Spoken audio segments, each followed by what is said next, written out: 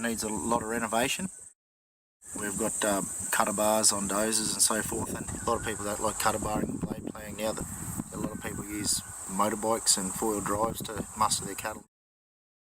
Tie and renovate is, of course, terrific to let the water in, but we haven't been able to shatter the ground enough and get rid of the woody weeds. We turned to the Grizzly for a bit more of an ease of operation and serviceability. We've covered about 2,500 acres so far. Light sandy type country to your brigalow country.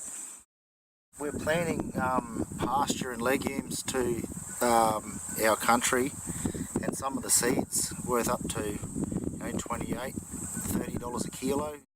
We can change the rating of the seed from the cab, but also it can be hooked through the GPS system, so it can vary your rate with the speed of the machine. Seabrook Seeders make two separate seeders, and we've incorporated both seeders into one. In the back half of the seeder bin, we've got buffel grass compartment, which kicks out buffel grass, wheat, oats, barley, any of your bigger seeds, uncoated bigger seeds. And then at the front we've got 7 fluted roller bins, and you can plant your coated seed, your legumes, coated buffel grass, silk sorghum in your sugar drip seeds out of the front. We set the seed before we start the new job or the new line of seed, and basically it's trouble free. You don't really have to touch it for the rest of the job. Vanderfield guys in Chinchilla have been quite supportive. When we bought the plough, they've given us finance options through John Deere Finance. After sales backup has been pretty good so far, so I'd recommend Vanderfield to anyone really. I've owned quite a few of them. So I started off with a 40 plate, went to a 48, next plough was a 56, and now we've got the 76 plate field boss.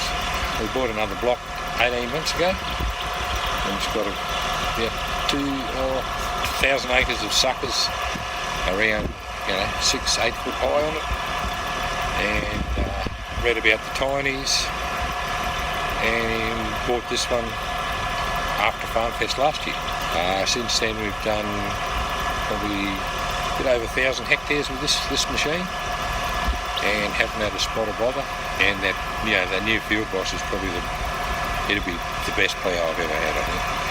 Does a beautiful job, heavy frame, everything's right about them now. We've also got a Grizzly track renovator and a set of rippers, so yeah, basically nearly anything the Grizzly make I've got. Old 64 plate, we wore her out. I don't really know how many acres it's in excess of 30,000 anyhow. It was on its 8th set of discs. One big advantage of Grizzlies I find is they've got reasonable bearings.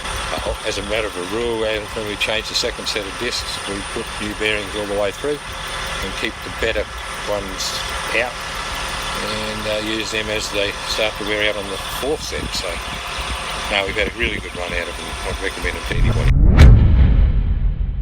Yeah, we're trying to deep rip.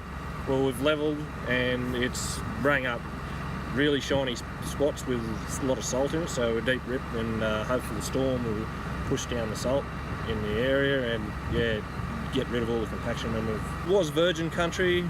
It was very heavily lime bush, balar and brigalow. We stick raked it, and the lime bush, well, were very tall. They were just as tall as a D8.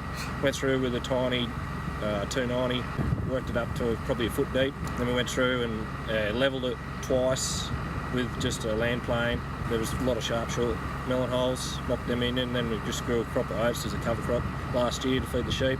And now, we've come through and worked it with the new offsets, which are Field Boss 76 plate. Give us a bit of loose soil, and ran the land plane over it once more, and then now we're deep ripping it just to try to get rid of all the compaction and the salt. And what are you intending to do with that country now?